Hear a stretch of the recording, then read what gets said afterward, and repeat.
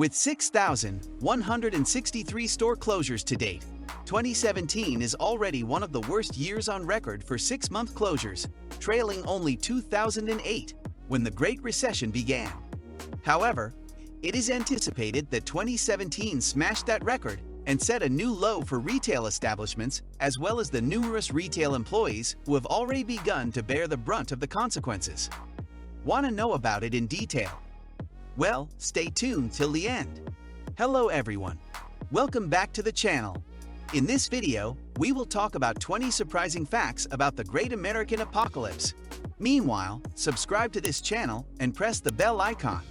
That being done, let's start. By April, there had already been as many bankruptcy filings in 2017 as there had been in 2016.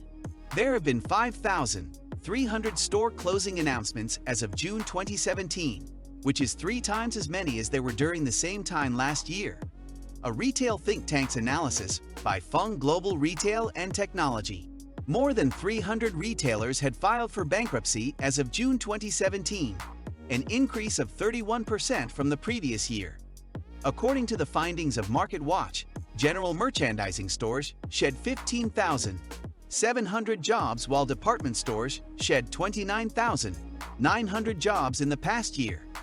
In May 2017, the Agency of Work Measurements detailed that there were around 19,000 less individuals working in retail chains contrasted with January 2017. The BLS reports that the number of retail establishments opened in February fell by 40,000 to 541,000, its lowest level since 2015. BLS information likewise showed retail cutbacks and releases climbed 37% in February and arrived at a sum of 212,000, its most significant level in almost 2 years. The Retail Apocalypse predictions more than 8,600 retail establishments are anticipated to permanently close before the year's end. In the next 5 years, anywhere from 20% to 25% of the nation's shopping malls will close. However, it is anticipated that sales of apparel will increase, reaching 35% of all e-commerce by 2030, up from 17% currently. Data from the U.S. Bureau of Labor Statistics was made public in May 2017, indicating that technology may eventually take over approximately 7.5 million retail jobs.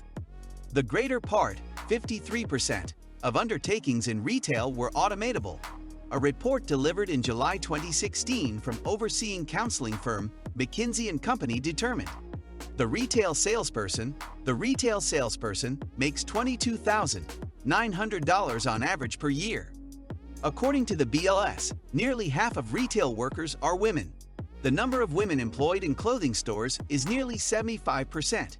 66% of retail salespeople identify as white, 16% identify as Hispanic, 11% identify as Black, and 5% identify as Asian. Compared to coal mining and manufacturing, department stores have lost 18 times as many workers since 2001. Since October, department stores like Macy's and JCPenney have lost nearly 100,000 jobs, more than the total number of coal miners or steelworkers employed in the United States. Manufacturing employs 12.3 million more Americans than retail sales, which employs 4.5 million. However, with 76,000 jobs, retail still employs more Americans than coal. The proportions of Black, Latino, and Asian workers in retail sales are significantly higher than those in the coal industry and manufacturing, which are significantly more white and male. The first 2 months of 2017 saw nearly 6 times as many layoffs in the retail sector as in the energy industry, which was the next largest sector in terms of layoffs. Experts in the field agreed that the retail bubble is real and is about to burst. This is largely because of the rise of e-commerce, led by Amazon, and shifts in American consumer behavior, as well as the overproduction of retail spaces. The number of shopping centers in the United States increased at a rate that was more than twice as fast as the number of people living there from 1970 to 2015. However, mall visits decreased by half between the years 2010 and 2013, and they have continued to decline annually since then. The United States currently has 1,200 malls, but that number is expected to decrease by 25% in 10 years. Americans are shopping more than ever before, unlike in 2008. This time around, consumers are actually spending more than ever before, despite the fact that the previous spike in retail bankruptcies that occurred during the Great Recession was evidently caused by consumer stress. The average amount spent by consumers in February 2017 was the highest since 2008, according to Gallup, and there are no signs of slowing down. Sales of apparel are actually anticipated to rise, as was mentioned earlier. It is anticipated that it will double to 35% of all e-commerce by 2030, up from 17% today. Christopher Thornburg, a founding partner of Beacon Economics, asserts that Amazon is simply expanding its dominance over the traditional retail sector. E-commerce has added 355,000 new jobs since the start of the Great Recession, while physical retail stores have lost about 50,000. In his article titled The Silent Crisis of Retail Employment, Derek Thompson of The Atlantic discusses the labor shift, stating that the observed shift from retail sales to warehousing jobs coincides with Amazon's workforce expansion. Large warehouse fulfillment centers have contributed significantly to this expansion.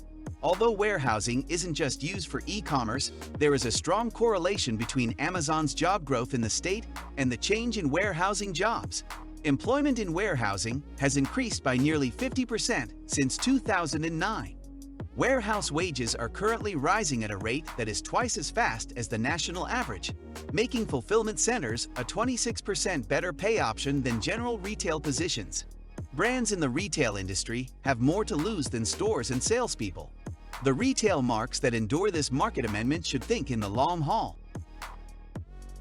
Retail brands must also keep an eye on the strengthening connection between employer brand and consumer behavior, in addition to shifting business operations to facilitate more competitive growth in online sales and employment.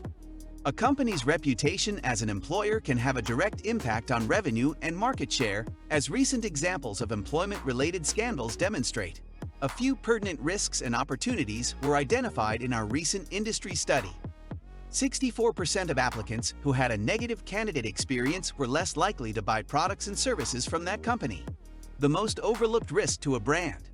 Social media users with short-term unemployment are 2.5 times less likely than those with long-term unemployment to post negative reviews of an employer.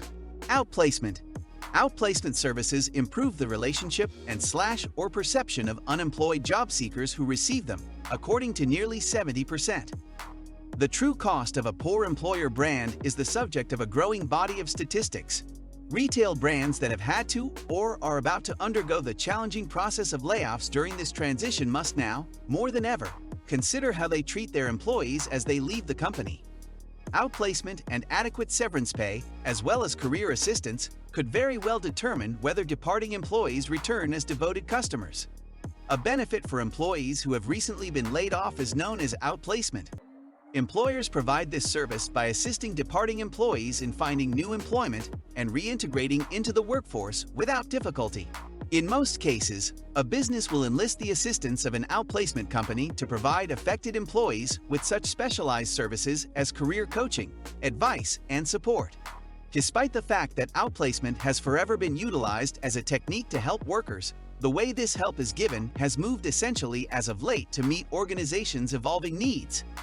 At the point when outplacement originally arose during the 1960s, organizations normally offered vocation help fundamentally to chiefs and upper-level workers, furnishing them with a satellite office, telephone, and partner to support searching for business. Today, businesses aim to provide outplacement to all affected employees at every level of an organization, not just a select few. The objective is to support employees who have historically been underserved during times of transition and better safeguard the reputation of the brand. The 9th Annual Summit of Christians United for Israel (CUFI), which bills itself as the largest pro-Israel organization in the United States, was presided over by Texas pastor John Hagee.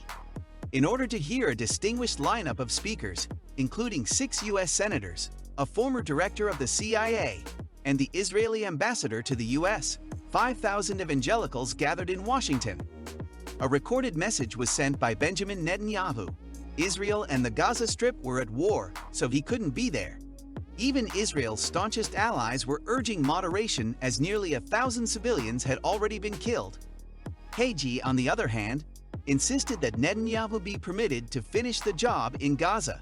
The pastor then led the other delegates up Capitol Hill to lobby lawmakers who hadn't shown up after he finished. So what are your thoughts on this? Let us know in the comments below. And that's all for the day, guys. If you found this video interesting, make sure to hit the like button. Also, subscribe to the channel and press the bell icon to never miss an update from us. Thank you for watching. We'll see you at the next one. Until then, peace.